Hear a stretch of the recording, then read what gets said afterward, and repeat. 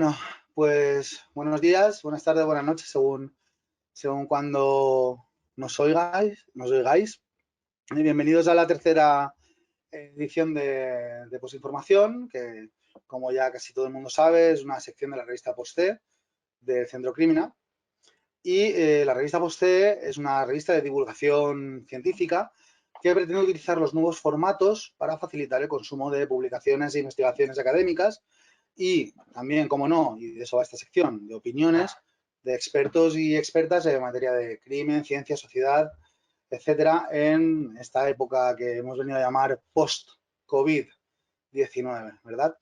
El objetivo último de la revista es no solo utilizar un formato pues quizá un poco novedoso, sino también acercar la ciencia al gran público, combatir prejuicios, bulos, aclarar algunas confusiones que la opinión pública maneja en torno al delito, a la conducta antisocial, a la prevención, al tratamiento, etcétera. Y en Posinformación, concretamente, lo que tratamos es, en la medida de lo posible, trabajar temas de actualidad. Y en algunas ocasiones, pues la idea también es trabajar nuevas tendencias en criminología y otras ciencias cercanas, ¿no? Para acercarlas también no solo a las personas académicas que nos ven, sino también al gran público. Generalmente, todos los temas que trabajamos en Posinformación están muy presentes en los medios de comunicación y en las redes sociales. Y también generalmente son objeto de análisis como muy rápidos, encendidos, ¿por qué no? Y las posiciones que se manejan frecuentemente están bastante pues, enfrentadas, muy enconadas. Aquí en Posinformación, sin embargo, creemos que es necesario darle a estos temas un análisis más profundo, más reposado, reflexivo y en la medida de lo posible sosegado. ¿Cuál es la finalidad última? Pues utilizar vuestro conocimiento como expertos y expertas para informarnos mejor sobre temas socialmente sensibles y que las personas que nos vean pues puedan confrontar qué se dice en redes, cómo se dice en los medios, qué evidencia sustentan los debates, etc. Bien, para este número hemos preparado un tema ciertamente espinoso, como son las agresiones al colectivo LGTBI, y para ello tenemos a dos personas que son muy expertas en la materia. Tenemos la gran fortuna de contar con Beatriz Cruz Márquez y con Antonio Sanz Fuentes, perdón. Y que ya de entrada os agradezco muchísimo que nos acompañéis y que nos brindéis vuestro tiempo y especialmente vuestro conocimiento. Presento brevemente primero a Beatriz y luego a Antonio y os doy paso enseguida. Beatriz no solo es licenciada en Derecho, sino que también fue ayudante científica en Münster, donde creo que obtuvo una maestría y con posterioridad obtuvo su doctorado con mención europea. Y sus temas de especialización, donde ha trabajado con bastante profusión, tienen que ver con la violencia de género. También está trabajando en colaboración con la Universidad de Coruña, si no voy errado, en aspectos relativos a la evolución del sistema penal. Y también has trabajado, Beatriz, si no voy tampoco errado, en demasía, sobre los derechos de los penados, en colaboración con la Universidad de Almería, y también estás trabajando en la línea de los delitos contra la libertad sexual. Además de que dentro de esas líneas tan genéricas de investigación, digamos que eres especialista en delincuencia penal, en derecho penal juvenil y también en discriminación por razón de género o orientación sexual. Por su parte, Antonio Sanz es vicepresidente y delegado por Jaén de la Asociación Andaluza de Criminólogos, de Criminología, mejor dicho. Es criminólogo en el Ayuntamiento de Jaén, de Cádiz, disculpadme, de Cádiz, en la Fundación Municipal de la Mujer de este ayuntamiento y coordina, gestiona y ejecuta el plan integral contra la violencia de género en la ciudad.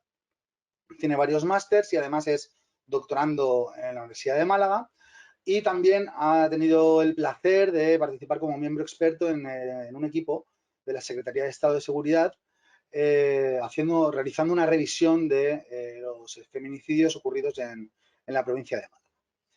Bueno, creo que a lo mejor me he dejado alguna cosita porque he intentado hacer muy rápido. Perdón, Antonio, por mi confusión. Estaba con Jaén en la cabeza. Pero es Cádiz, dejo claro que es Cádiz, que es el Ayuntamiento de Cádiz.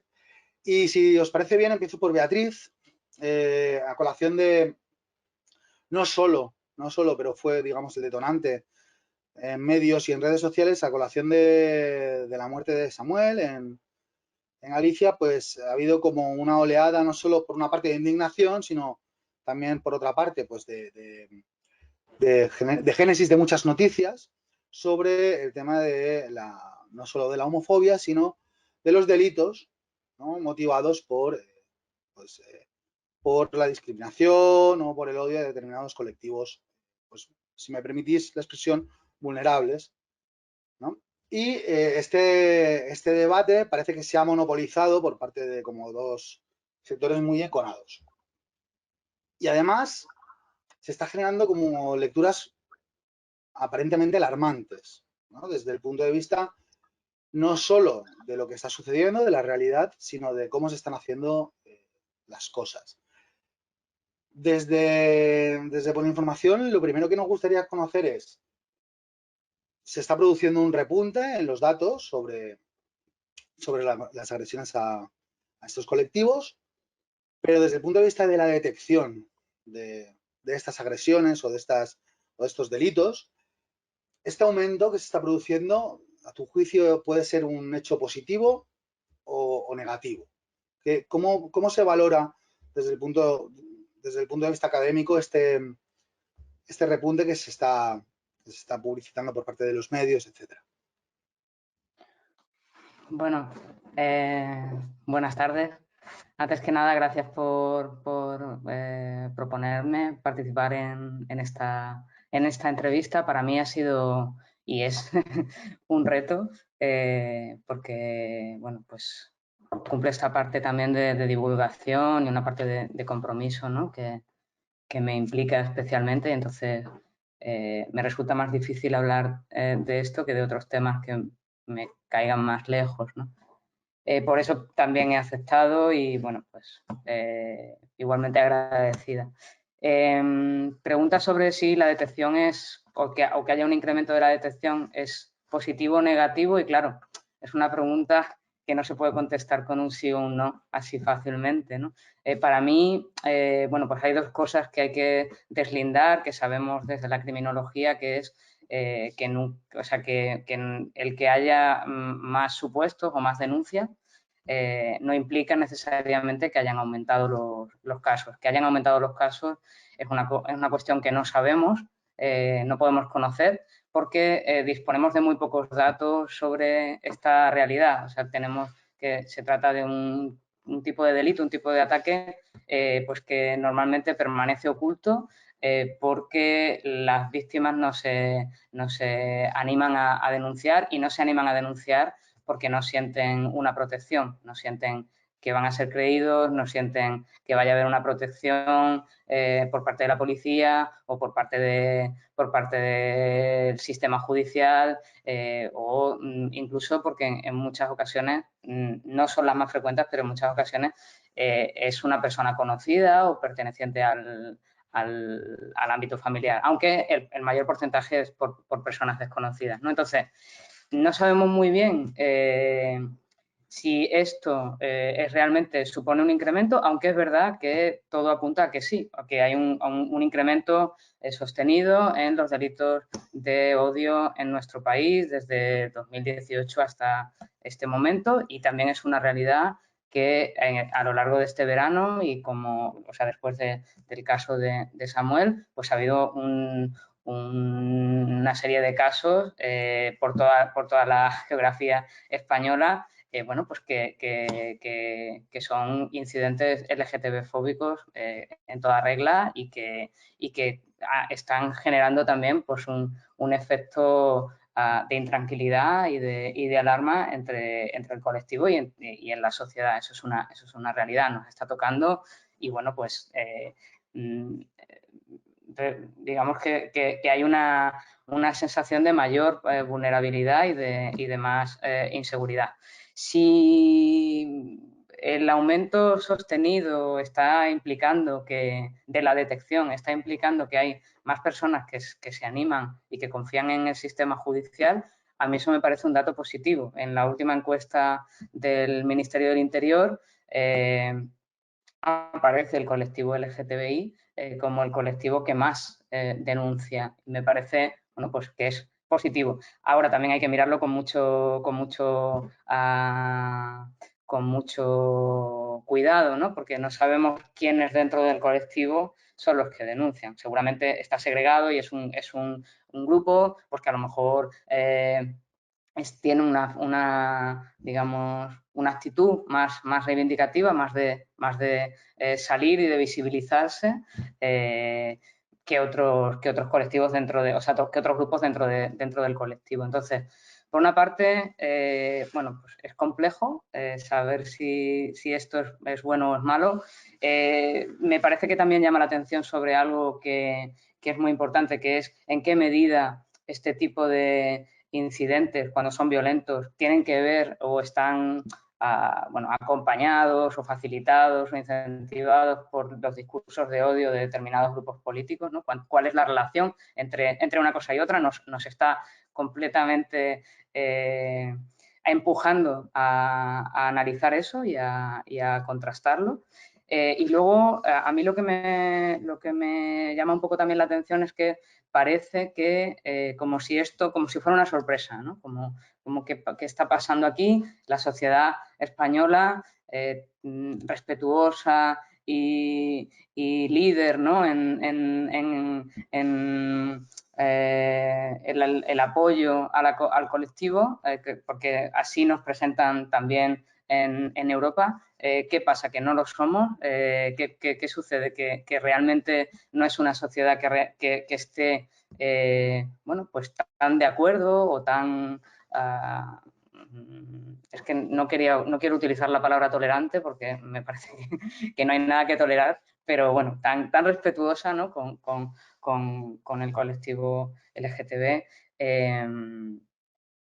Y creo que realmente el que ahora haya un repunte de la violencia, que tampoco, o sea, que se está presentando en los medios de comunicación de esta manera, pero que el año pasado fueron asesinadas 2 mujeres trans y no hubo tanto, o sea, que bueno, que también las cosas se presentan como un poco también interesa en ese momento, ¿no? Y ahí no lo tenemos que cuestionar y seguir analizando cuál es el tratamiento en los medios de comunicación de esto.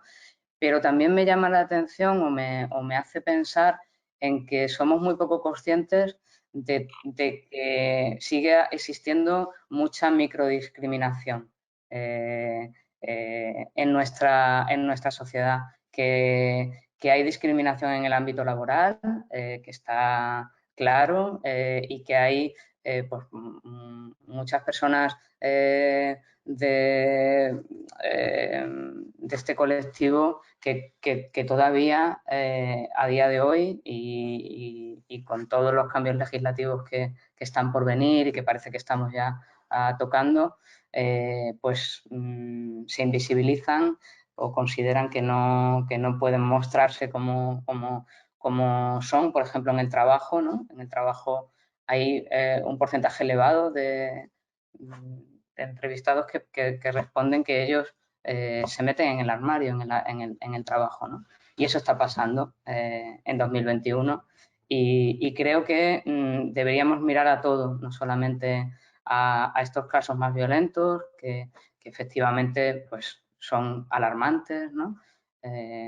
Y suponen una inseguridad en el espacio público importante y también mirar a todo eso que pasa en un ámbito más privado y todas las condiciones que realmente se dan para poder bueno, pues vivir en libertad y con tranquilidad la orientación sexual, la identidad de género y todas las disidencias que tienen que ver con este ámbito, ¿no?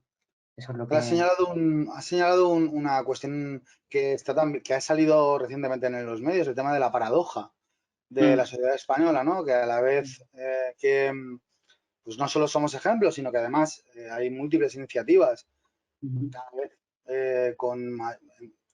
o aparentemente con mayor apoyo social, ¿no? hacia esas iniciativas en pro de la defensa de los derechos de estos colectivos y sin embargo estamos asistiendo como a ese repunte, ¿no? Entonces, yo creo, desde el punto de vista, Antonio, de de la intervención, de lo que trabajáis, ¿no? Con estos colectivos surge a colación también de lo que comentaba Beatriz sobre el aumento de las denuncias y demás. Surge una gran pregunta. Esto para las personas que os estáis dedicando a intervenir, a sensibilizar y demás, ¿es esta tasa de denuncia podría suponer no solo un punto de apoyo a la hora de orientar las campañas y de legitimar esas campañas de sensibilización, de fomento de la denuncia y demás, de disminución de la cifra negra? ¿Por qué no? Porque puede ser beneficioso, o por el contrario crees que pues que el tratamiento que se le está dando a este repunte puede ser perjudicial y provoque que algunas personas que sufren este tipo de agresiones, incluso microagresiones, ¿no? En el sentido que decía Beatriz, intenten cómo salir del foco y dejen de denunciar, dejen de estar presentes en el debate público, dejen de, digamos, entre comillas, si me permitís la expresión, de hacer caso a esas campañas, ¿no? Donde decimos, pues, hay que denunciar, hace visible, etcétera. Que desde el punto de vista técnico, ¿cómo valoras tú este repunte, Antonio? Bueno, el repunte, que hay que entrecomillar muchísimo porque estamos hablando de un repunte de manera bastante categórica cuando realmente no podemos afirmarlo porque no tenemos datos y todo parece que son indicios. Yo creo que puede tener dos posibilidades en cuanto a las políticas públicas de prevención. Una de ellas es, sin duda, que se está abordando esta cuestión y se está abordando desde los medios de comunicación, lo que supone, sin duda, seleccionarlo como tema a tener en cuenta y sobre el que debemos de hacer algo, ¿no? Y presionar a los grupos políticos para que tomen decisiones y, sobre todo, para sensibilizar a la población sobre que existe una problemática con respecto a las realidades LGTBIQ+. Sí es verdad que la selección de la noticia ayuda a eso, pero tengo dudas con respecto al encuadre de la propia noticia. Y aquí quiero hacer, pues, poner un poco en cuestionamiento todo lo que estamos viviendo, ¿no? Por ejemplo, la situación de alarma que estamos todos percibiendo desde los medios de comunicación, creo que puede jugar más en contra que a favor de elaborar políticas públicas realmente efectivas y eficaces con respecto a la prevención de la violencia hacia las personas LGTBIQ+. Me explico.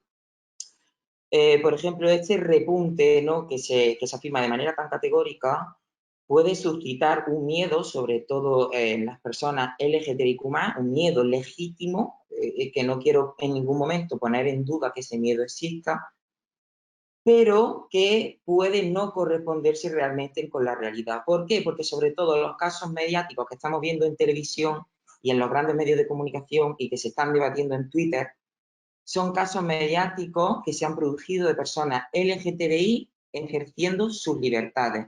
Es decir, personas LGTBI que iban por la calle, que estaban de fiesta, bueno, que estaban en espacios en los que acuden cualquier otra persona.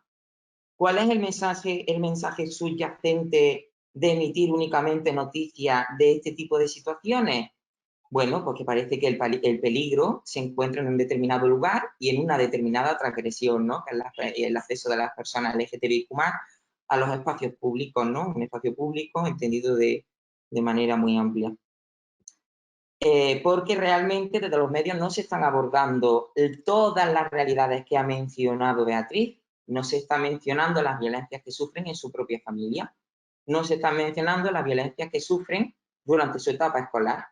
Y, por supuesto, no se están mencionando muchísimas realidades como es la de las personas trans o la de las personas mayores LGTBIQ+, que existen y tienen un problema de soledad bastante patente. Entonces, si únicamente se aborda una realidad, realmente lo que se está creando es una microfísica, pongamos heteropatriarcal del poder, ¿no? Porque el mensaje es bastante aleccionador. Si ejerces la libertad, te expones a una serie de peligros que asumes. Consecuencia, un cambio actitudinal en las personas LGTBIQ+, que básicamente consiste en quedarte en el espacio privado, donde recordamos, parece ser que tampoco están a salvo del todo, o en espacios seguros LGTBIQ+. Entonces, para mí me resulta bastante preocupante que se esté construyendo un miedo que pueda derivar a una situación de fragmentación, ¿no? De multicomunidad, de espacios LGTBI y espacios que no son LGTBI, espacios heteros, espacios no heteros. Aparte también me resulta bastante preocupante que este miedo se instrumentalice y que sea instrumentalizado sobre todo por los grupos de extrema derecha. Es decir, que se construya un miedo y un enemigo con respecto a dicho miedo para crear una agenda política con respecto a otros asuntos como puede ser la inmigración. Entonces, desde la criminología, pienso que no solo debemos reclamar datos que nos permitan hacer análisis empíricos coherentes y que nos permitan arrojar realidad, ¿no? Y sobre todo información veraz que permitan decidir a los políticos, ¿no? De manera adecuada, sino que también debemos de hacer una crítica social a todo este miedo que se está construyendo, que sin duda tiene efectos reales y legítimos sobre las personas LGTBIQ+, porque la violencia existe, pero es un miedo muy concreto, un miedo hacia lo público. Y ahí es donde yo creo que debemos poner la mirada, porque todo lo demás, que es igual de importante, está invisible. Y hay que arrojar luz respecto a esa invisibilidad. Y también me temo que la consecuencia última de toda esta amalgama de problemáticas y de miedos construidos y de miedos instrumentalizados deriva al final en una modificación penal. A mí eso me aterra profundamente. ¿Por qué? Porque al final la decisión va a ser, pues vamos a endurecer el derecho penal, el grupo político de turno se encumbra, ¿no? Yo estoy pensando en la realidad de LGTBIQ+, y he cambiado el derecho penal, lo he endurecido, pero que realmente están configurando un modelo de desprotección, una política criminal falseada, en la que no se están atendiendo las necesidades reales para prevenir esta violencia, que tiene una etiología concreta. Entonces, bueno, me parece también que debemos poner la mirada en estos tres pilares básicos y como criminólogos y criminólogas incidir en que tengamos bastante precaución en la interpretación de lo que estamos viendo. Y sobre todo, que esta realidad sea mirada de frente, que no sea asumida como un mensaje aleccionador que implique un cambio actitudinal que al final pues perpetúe opresiones y al final hagamos una especie de regresión, ¿no? a sociedades más antiguas en las que estábamos separados. Creo que ese debe de ser un factor clave que debe de estar acompañado de la reclamación de más datos. Y un poco hasta ahí. Bueno, respecto también a lo que ha comentado Beatriz, de el aumento de denuncias que se ha producido, creo que sin duda es positivo. Pero a mí también me gustaría incidir en que a lo mejor las personas LGTBIQ+, no siempre deciden no denunciar por el hecho de que perciban desprotección o que no sientan confianza de la policía. Creo que también a veces porque se han naturalizado estas violencias que sufren. Y una cosa clave también a la hora de trabajar desde las políticas públicas y desde la criminología es desnaturalizar esa construcción de violencias que se han asumido las personas LGTBIQ+, y que es clave para que decidan optar en recurrir al control social formal para que el sistema ataje ese problema. Y sin duda el encuadre mediático tampoco está trabajando en esa línea. Por último, si me dejáis, porque me pongo muy pesado, respecto al tema de Samuel, creo que es un caso bastante interesante desde el punto de vista de la microfísica, ¿no? Heterosexista del poder, porque desde un principio se puso en duda la LGTBI-fobia que atravesaba el delito. Con esto no quiero decir que fuera LGTBI-fobia 100% y que sea la única explicación del hecho delictivo. Obviamente sabemos que existen muchos factores que se introducen para que desencadene en un asesinato como fue ese caso. Pero sí que había una LGTBI-fobia obvia, porque en el momento en el que se golpeaba se gritaba maricón de mierda. y eso ya está definiendo un comportamiento y una forma de comportarse y de interpretar o leer al prójimo. El hecho de llamarlo maricón de mierda mientras lo golpea, existe una LGTBI-fobia latente que básicamente está diciendo que tu vida es menos llorable que otra. Entonces, aparte de eso, el hecho de poner en duda mediáticamente esto, yo creo que pone bastante en jaque en la función preventivo general positiva de la pena. O sea, está también como construyendo una desconfianza hacia el sistema desde las personas LGTBIQ+. Porque si tú sabes que vas a denunciar una violencia y desde el principio van a poner en cuestionamiento probablemente que esté atravesada por la LGTBI-fobia y que sea un delito de odio, creo que juega bastante en contra a que una persona decida denunciar por ese motivo. Entonces también hay que ver que esa microfísica sexista no solo es instrumentalizada, sino que tiene una implicación directa político-criminal, que es poner en cuestionamiento ese fin de la pena, que es fundamental para que el sistema funcione, porque si no se confía en el sistema, pues no hay sistema que valga. Y bueno, hasta aquí espero haber respondido la pregunta. No, sí, te agradezco porque además han salido como varias cosas que os quería trasladar y voy a coger el guante y Bueno, entre comillas, no quiero ponernos en un brete, pero a lo mejor sí os pongo en un brete porque empiezo por el final, ¿no? Con el tema sobre la topografía de este tipo de comportamientos.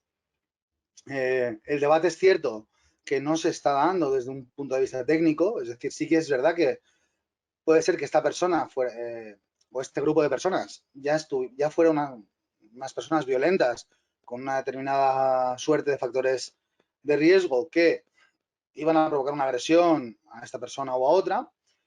Es cierto que en el transcurso del hecho pudo haberse modificado toda la dinámica y demás, pero claro, este no es el debate que está habiendo. Es decir, el debate que está habiendo es si se califica de una manera o se cataloga de otra, ¿no? Al final es poner la etiqueta sobre otra etiqueta. Y, y claro, la duda que os traslado en primera instancia es, en términos de explicación del comportamiento, no solo de esta agresión que ha sido la más sonada, por desgracia, también ha habido otras que son lamentables, pero esta ha sido, por desgracia, pues la más sonada. En términos de ese tipo de agresiones, los factores concurrentes son diferentes a los de otros tipos de conductas violentas, son similares, es decir, ¿dónde establecemos, digamos, técnicamente, para que nos entendamos, la línea si tratamos este tipo de agresión desde un punto de vista o desde el plano de la homofobia, ¿no? Quiero decir, ese sería como el primer jardín, ¿no? El primer charco, ¿no? que piso. También en relación al tema pues de casi un proceso de guetización, a que decías, ¿no? Que ahora está como muy de moda hacer, pues, espacios para un colectivo, espacios libres de niños, espacios libres de, ¿no? O sea, todo esto ahora que está como muy en boga, todas estas actividades. Sin embargo, los mecanismos que tenemos para controlar que no sucedan estas agresiones, para prevenir, no son sectoriales, no, es decir, son generales, son dirigidos a la población general. En vuestra opinión, ¿creéis que deberíamos acudir a esos microespacios, ¿no? En los que hemos, como sociedad, introducido un colectivo o en el que el colectivo puede llegar a caer, como tú decías, Antonio, por el miedo, ¿no? ¿Creéis que debemos ir a esos espacios últimos o debemos seguir con la estrategia de trabajar con la población general? En cuyo caso, planteo, si trabajábamos para la población general, entiendo que también habría que dirigirse de forma específica y diferente a los diferentes colectivos. No lo sé. Y por último, también os pregunto, y si queréis que empiece a responder Beatriz, si os parece, ¿no? Todas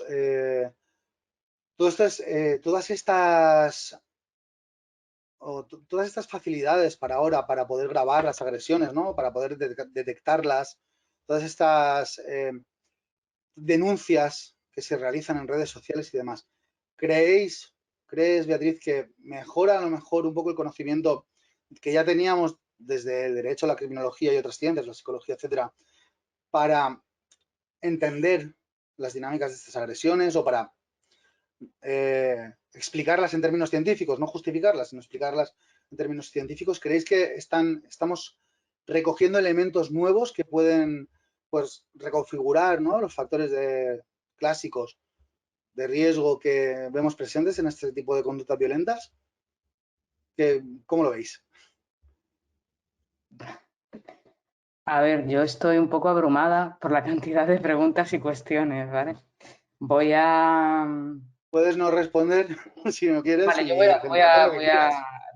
tirar espontáneamente por lo favor. primero que se me ha quedado en la cabeza, que es esta cuestión de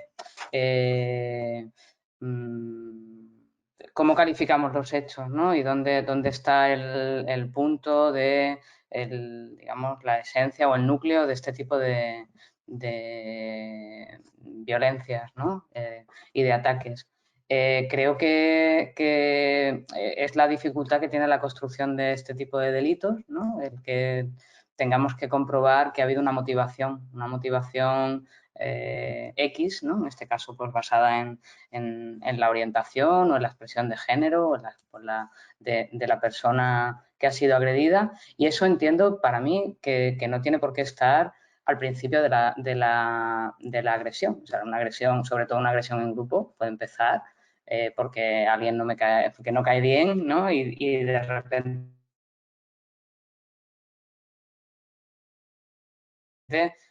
se incrementa con Te ha quedado un poco el cortado, darme cuenta o Beatriz. pensar que esa persona pues con una gay o no.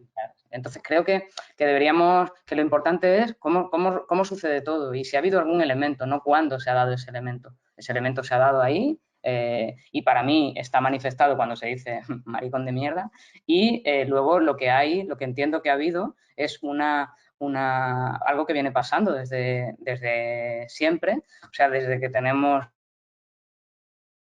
la agravante específica en el Código Penal, que es que hay una dificultad muy grande por parte del sistema judicial a aplicarla, a entender que se da, a entender que existe. Nosotros hemos hecho análisis de sentencias buscando la aplicación del agravante en supuestos donde en la sentencia aparece que los hechos se ha dicho, se ha expresado, se han hecho expresiones y manifestaciones de este tipo y en ningún caso se aplicaba el agravante, porque se decía que era una expresión pues, que se le podía decir a cualquier persona, ¿no? Como que es muy, muy generalizada, pero esa no es excusa para no reconocerla en casos claros donde evidentemente el motivo ha sido ese, pero es que para poder reconocer eso como motivo hay que tener una especial sensibilidad y ahí es donde yo creo que es fundamental que tengamos pues, una formación específica como en su día se hizo con la violencia de género, una formación específica para fiscales, para jueces, para policías, para desarrollar esta sensibilidad a la hora de hacer la lectura, porque al final, cada vez que aplicamos el Código Penal, nosotros lo que hacemos es coger la realidad y meterla en un tipo penal. Y para hacer eso es una labor de interpretación. Y la interpretación precisa del conocimiento de un lenguaje. O sea, no podemos traducir de un idioma a otro sin conocer los dos idiomas, no podemos traducir la realidad en código penal o en aplicación de la ley si no conocemos cuál es la motivación de esa norma, ¿no? Y creo que hay muchísimo desconocimiento con eso. Estoy completamente de acuerdo con lo que has mencionado, Antonio, del peligro que tiene que nos centremos solamente en este tipo de supuestos y que caigamos como que se cae también con las mujeres, digamos, recomendándonos pues tomar opciones seguras, ¿no? Para transitar por el espacio público y ocuparnos de nuestra propia seguridad cuando en realidad un Estado lo que tiene que garantizar es que todos los individuos, sean como sean y quienes sean, se puedan mover y disfrutar y expresar en el espacio público con total libertad. Y aquí podemos caer en el riesgo de, bueno, pues solamente centrarnos en esto y olvidarnos de otro tipo de discriminaciones que se dan de cotidiano y que bueno, pues que para esas discriminaciones y esas incomprensiones muchas veces, porque muchas veces es desconocimiento, incomprensión, ¿no? Preguntas que tienes que escuchar, que no te gusta escuchar y que, pues para eso sí que me parece que es muy positivo campañas o vías de manifestación y de expresión como el Me Queer, ¿no? Donde o sea, se puede hacer una manifestación de qué nos va pasando, qué nos va sucediendo y compartirlo y expresarlo. Creo que las redes sociales tienen esa parte positiva y al mismo tiempo los delitos que más han subido de discriminación en redes sociales durante el COVID han sido los LGTB-fóbicos. O sea, que tenemos, claro, es que cuanto más visibilidad hay, más rechazo va a haber por parte de quienes no quieren ver eso o no quieren aceptar eso o no quieren. Y ahí sí que creo que debería haber una mayor conciencia de la necesidad que existe educativa en nuestro país de bueno, educar en una serie de valores constitucionales, porque están basados en la defensa y en la protección de los derechos humanos y educar con claridad en esos valores. Y me parece que en un sistema educativo en gran parte privado, concertado, confesional, esto es complicado y creo que por mucha divulgación que hagamos en los medios de comunicación, si no abordamos estos temas desde la base, pues vamos a tener siempre un grupo que puede ser más o menos grande, un grupo social que se sienta con la capacidad de poder ser violento. Por una parte vamos a tener eso y por otra parte vamos a tener a mucha gente que no conozca lo suficientemente las diferentes realidades y diversidades que se dan en nuestra sociedad y que por desconocimiento pues las discrimine y les falte el respeto, ¿no?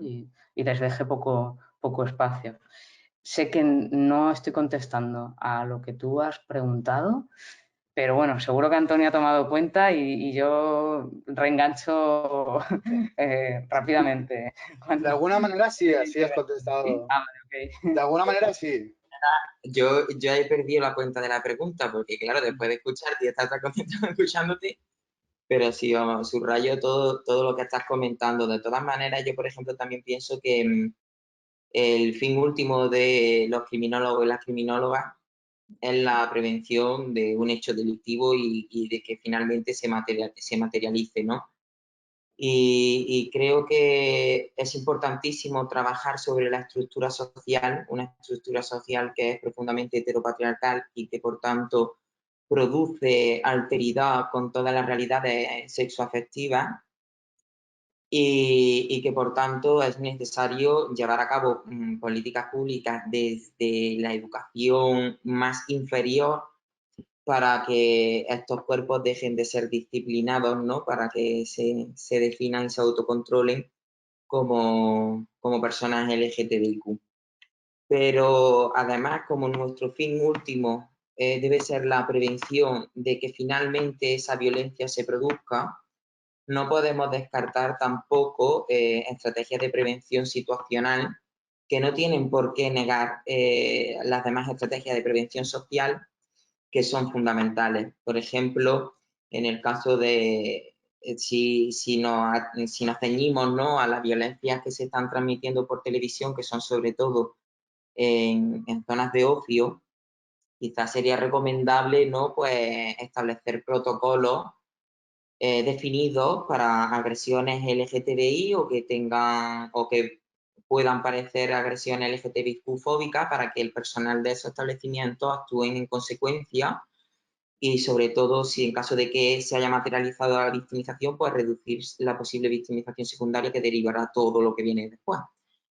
Tampoco se puede descartar la posibilidad de la influencia del consumo de sustancias que, bueno, estimulan esa violencia LGTBI-fóbica, ¿no? Etcétera, etcétera. Estoy como planteando diferentes situaciones concretas que parece que son bastante, que son bastante comunes y que pueden servirnos en última instancia para evitar la muerte de una persona a manos de otra o que se produzca una agresión física o incluso una agresión moral hacia otra persona, ¿no?, en el que se le agreda verbalmente o se le incomode o se le trate inadecuadamente. Entonces, bueno, creo que como criminólogos tenemos la responsabilidad también no solo de defender esa postura, sino también de, bueno, de llevar a cabo políticas públicas concretas. Es decir, tenemos que ser eclécticos en resumidas cuentas. Creo que esa es la clave de todo.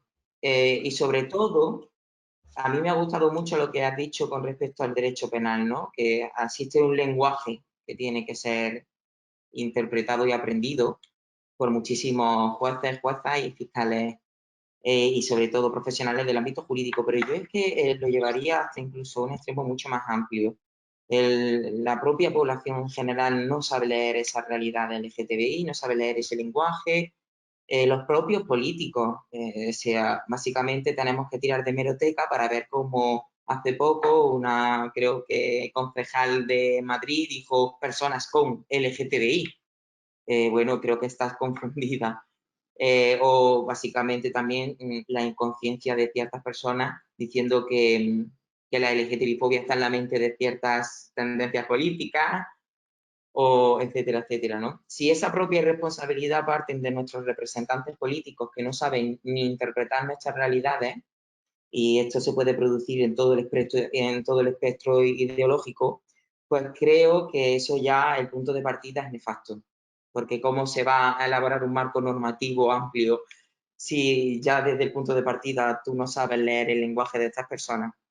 Y sobre todo, existen políticos que piensan que la realidad de las personas LGTBIQ+ siguen siendo las relaciones homosexuales, dejando fuera pues, las personas trans, las personas intersexuales profundamente abandonadas, las personas bisexuales, que sabemos que existen, pero bueno, no se habla demasiado de qué padecen estas personas, las realidades queer, que estoy seguro que le preguntamos a más de un político qué significa queer y me dice que lo mismo es una receta de MasterChef, y etcétera, etcétera, ¿no? Entonces, si desde ellos ya resulta que no saben lo que significa, pues ya me dirá cómo se va a propiciar que los jueces aprendan y que los demás aprendamos. Es bastante penoso, pero es así.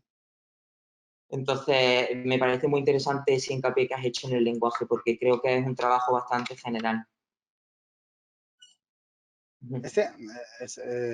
Ciertamente, no solo por los códigos.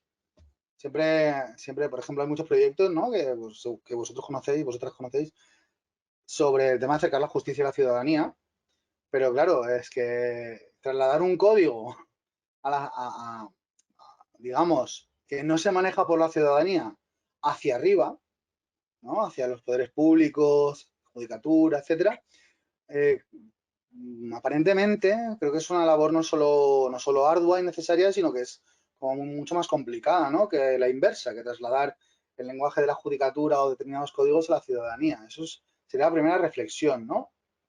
¿Cómo se os ocurriría hacerlo? Pero yendo un poco más allá, habéis tocado dos cosas también que creo que presentan bastantes dificultades, que no por ello hay que dejar de intentarlas, por supuesto, pero que sí que me generan reflexiones. Una es, desde el punto de vista Foucaultiano, ¿no? De la disciplina de los cuerpos y de las mentes que nombrabas, Antonio.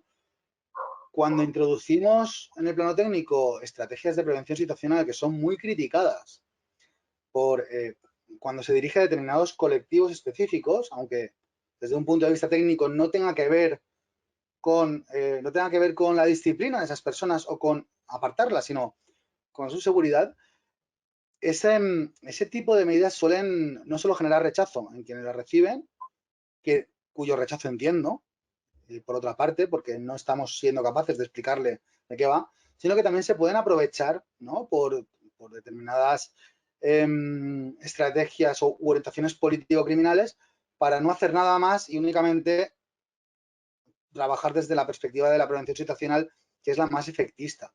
Eso por un lado, ¿no? Y estoy muy de acuerdo con la utilización de la prevención situacional, pero creo que por una parte generar rechazo, podría generar rechazo. Por ejemplo, estoy pensando en las agresiones sexuales, ¿no? Donde determinadas estrategias se viven como que pues, las mujeres no pueden ir a tal sitio, no pueden salir a tal hora, y cuando realmente la voluntad no es esa, no, o sea, o el mensaje no es ese, pero sí que es la vivencia, ¿no? Y luego, además, vinculado también a esto, pero también a lo que comentabais, sobre todo ahora en última instancia tú, Antonio, es el hecho de que, claro, si unimos todos estos pues, discursos donde aprovechamos cualquier resquicio en las políticas públicas para hacer campaña en contra de estos colectivos, porque estos colectivos no son visibles, si unimos esto con la aparición de determinadas noticias sobre aparentes denuncias falsas o falsas agresiones, claro, esto es un caldo de cultivo para la inacción, porque al final quedas en un plano de confrontación política donde no traspasa esa agenda política no traspasa a los hechos, no traspasa a modificar determinadas campañas de sensibilización, no traspasa a generar políticas públicas de plena o de efectiva inclusión. No me gusta la palabra inclusión, pero de normalización de la diversidad. Sí, creo que es más adecuado.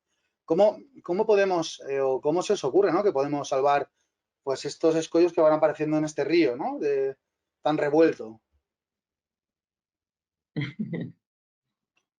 Bueno, por lo que se refiere a la prevención situacional, a mí cuando he escuchado a Antonio, y yo no soy muy amiga de la prevención situacional, cuando ha hablado Antonio me he acordado de un proyecto que hubo aquí en Jerez, en la feria, que era pues como crear puntos en la feria de Jerez para que quien pudiera sentirse bueno, pues violentado más allá de la caseta de Jerez Gay, ¿no? que es la asociación de aquí de Jerez, por esta cuestión, o sea, pudiera sentirse vulnerable, tuviera un lugar al que ir para, pues, para encontrar protección, ¿no? Y en ese punto, en esos puntos, participaba gente de la asociación. Entonces, a mí me parece que la clave, si se hacen propuestas de prevención situacional, es que estén siempre en el espacio donde queremos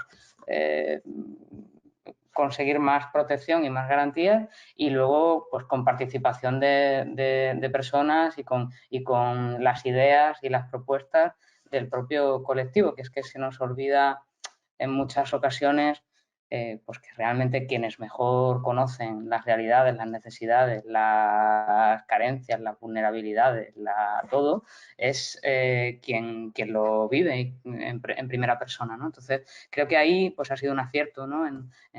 Por ejemplo, en la futura ley trans, contar con el colectivo en la redacción, y que tuviera un papel protagonista y en todas las políticas preventivas que se implanten, al margen de que es necesario que haya pues una coordinación a lo mejor experta, técnica, ¿no? criminológica, que pueda poner un poco en relación todo lo que se sabe y todo lo que sabemos de otros delitos y de otras realidades criminales. Creo que un ingrediente que no puede faltar nunca es esa participación de las personas que lo viven en primera persona, porque son quienes van a poder hacer las aportaciones en bruto, por lo menos, que más inteligentes sean, ¿no? para proteger esa realidad. Y has preguntado otra cosa. Has preguntado por la prevención situacional y Bueno, la siguiente.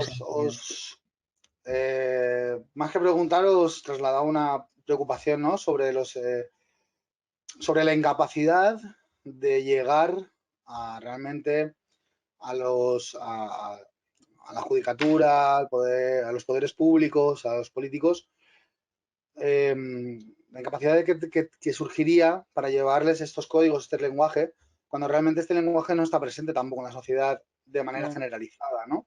Entonces, no sé cómo podría salvar, no se me ocurre porque no soy especialista, evidentemente, pero sí que quería conocer vuestra opinión, ¿no? Al respecto de cómo salvar ese escollo. Es que eso es una cuestión bastante compleja a la hora de abordar cómo desde una sociedad que no entiende algo, cómo proyectar eso en una determinada judicatura. Pero creo que es más fácil invertir los papeles. Creo que debe de fomentarse una conciencia política y una sensibilización con respecto a esta problemática, que se deba de derivar hacia los poderes, entre ellos el judicial, y que a partir de ahí se trabajará en la sociedad. Yo creo que son dos caminos paralelos, porque de otra forma es imposible desenredar. No podemos esperar que cambie la costumbre, porque eso sería básicamente desproteger y desamparar a una violencia que estamos reconociendo, porque no sabemos nombrarla, a lo mejor no reconocemos el lenguaje, nos cuesta trabajo movernos en una diversidad tan compleja, pero sí que reconocemos que existe una violencia dirigida hacia una alteridad que tiene que ver con la orientación sexual, con la identidad de género y con la expresión de género. Entonces, bueno, tenemos ya un punto de partida que creo que es interesante y además jugamos también con la sensibilización extra que existe en nuestro país, que nos hemos reconocido como país sensibilizador, ¿no? Bastante sensibilizado y moderno en cuanto a las cuestiones LGTBIQ. Entonces, bueno, creo que son dos caminos paralelos, que no es que dos caminos paralelos que conforme vayan trabajándose, pues irá funcionando progresivamente bastante mejor. Respecto a la crítica de la prevención situacional, yo también soy bastante reacio, debo decir, que si leéis artículos míos, vais a ver que a mí la prevención situacional no es que me enamore. Pero sí es verdad que a mí no me enamora, no porque dude de su eficacia, porque creo que algo de eficacia tiene, sino porque creo que son medidas muy cómodas para el poder, porque es muy fácil optar por medidas de prevención situacional como poner un punto violeta, un punto LGTBI o una camarita y establecer políticas públicas a largo plazo que no se venden también en periodos electorales, pues creo que la prevención situacional tiende como a abandonar esa prevención social. Por eso insisto en que se debe de trabajar conforme a la estructura social, pero sin negar otras posibilidades que puedan finalmente pues, mejorar la calidad de vida, ¿no? Y de estas personas. También agradezco muchísimo el apunte que has hecho de contar con las personas que son LGTBIQ, ¿no? Y el ejemplo de la ley trans. Sin duda, tener en cuenta las subjetividades que interpelan a estas personas y conocer todas las preocupaciones y violencias que les atraviesa de primera mano es clave, porque o sea, es esencial, ¿no? No podemos solo conocer con números y con análisis cuantitativo una realidad tan compleja. O sea, creo que los datos están muy bien para impulsar políticas públicas, pero las políticas públicas, para que sean afinadas y realmente eficaces, deben de partir de un conocimiento de la subjetividad que les interpela. Pero también hay que ser cautos, porque no podemos olvidar que la criminología es ciencia. Y entonces, como ciencia, tenemos que saber apartar todas aquellas propuestas que vengan de las personas que han sido victimizadas de manera directa o indirecta y que se están dejando llevar por las pasiones. Entonces, claro, os vamos a tener en cuenta, sin duda alguna, necesitamos contar con las personas LGTBIQ+, pero también tenemos que ver hasta qué punto, ¿no? Sus peticiones pues, son loables para conseguir el objetivo propuesto, que es la prevención y sobre todo el fomento de la confianza en el sistema, porque sin una cosa sin la otra, y para mí es un fracaso político criminal y es básicamente crear una ley sin perspectiva pragmática que va a fracasar y que va a ser un mero símbolo. Y bueno, yo creo que he respondido todo lo que se ha estado hablando, porque a mí también me pasa lo mismo que a Beatriz. Se hacen 20 preguntas y yo ya no sé por dónde vamos. Pero se agradece porque también tocáis otros puntos de vista más espinosos que quizá los que yo planteo. Con lo cual, yo os haría muchas más preguntas. Os prometo que os haría muchísimas más preguntas. Algunas tengo anotadas y otras que me han surgido. Pero estamos un poco en el límite del tiempo.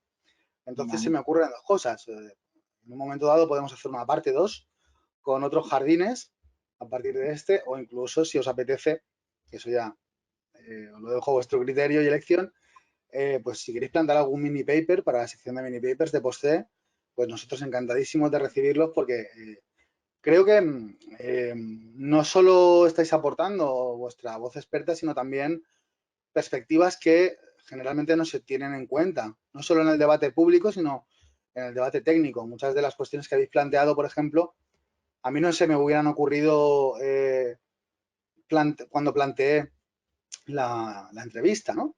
Entonces, bueno, creo que son, no solo son voces autorizadas, sino que si alguien quiere tener una información más real de qué está pasando o de qué ingredientes se necesitan para prevenir e intervenir, esta entrevista le va a venir muy bien. Y bueno, aquí están dos personas súper expertas para todas aquellas personas que nos vean, pues ya sabéis de dónde tirar y de dónde no solo aprender, sino también de dónde poder asesoraros.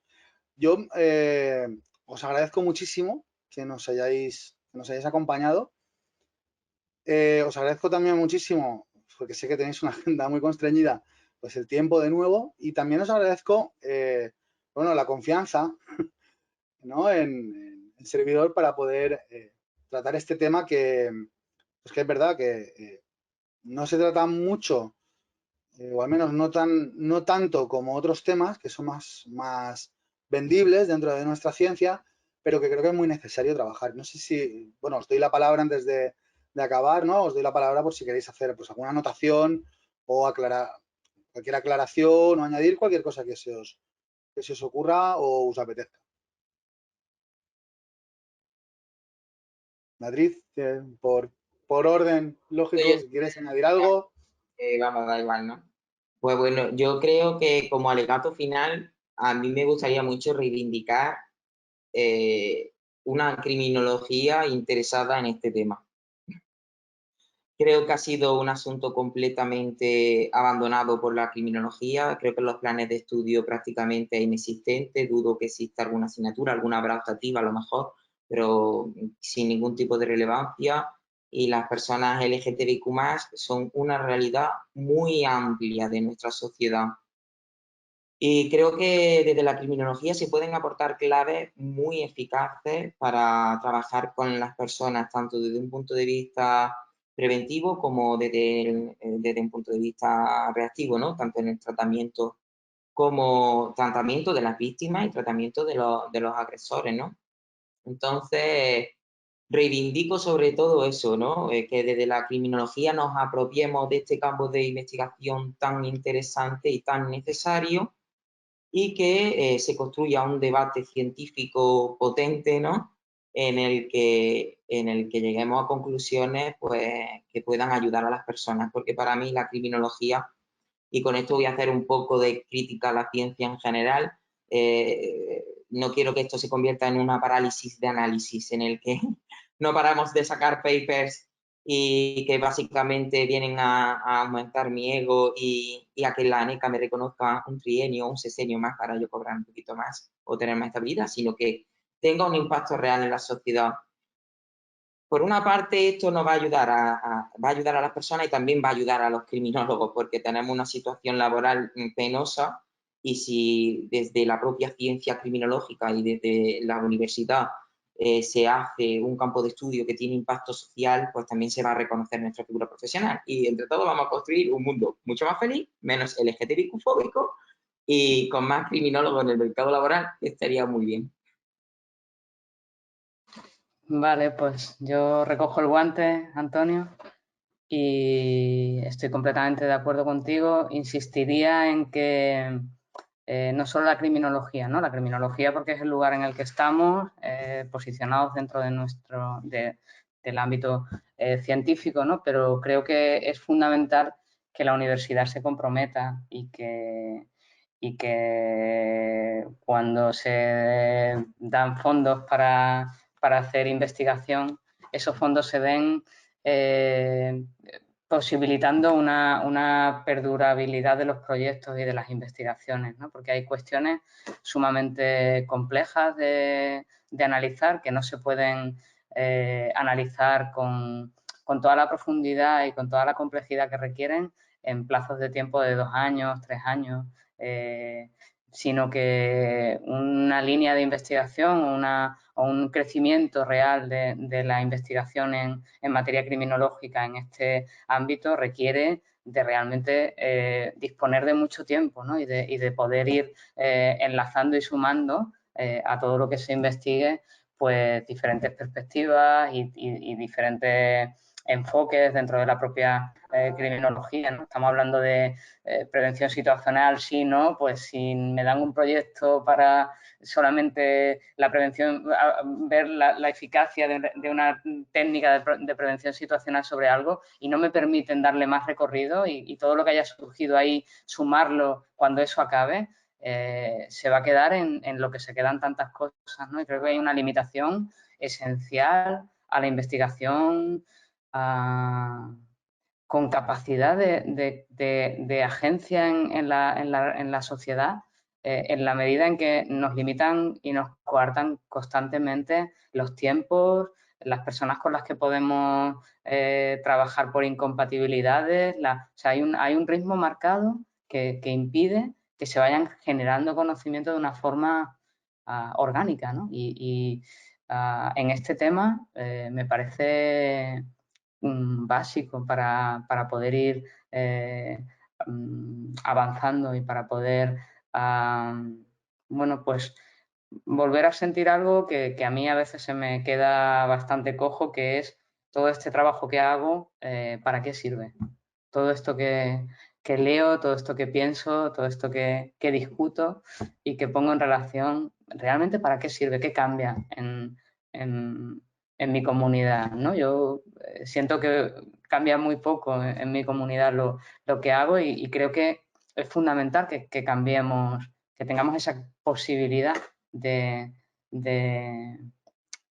mejorar o contribuir al cambio desde nuestro trabajo, que es un trabajo, bueno, pues que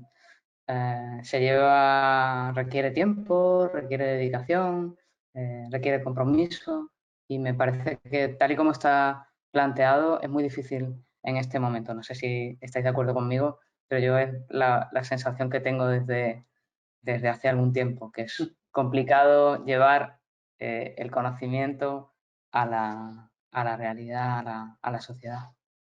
Las lógicas, ¿no? La lógica de la administración.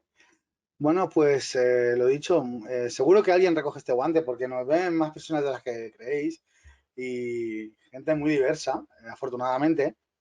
Entonces, alguien va a recoger el guante. Muchísimas gracias por acompañarnos y, por supuesto, todo lo que se os ocurra, todo lo que queráis debatir, pues aquí tenéis una plataforma donde estamos encantados, no solo en por información, sino en post-C, en toda su extensión, en recibir cualquier cosa que se os ocurra, porque además, personalmente, creo que es un tema que es muy interesante para las personas que no han profundizado en él, que solo lo vemos desde una parte criminológica abstracta, ¿no? En alguna asignatura, ¿no? De colectivo, de género y colectivos o cosas así, y creo que es algo que es todo un campo donde, como decía Antonio, aplicar conocimiento y aprender, sobre todo. Así que muchas gracias y espero que nos podamos ver pronto.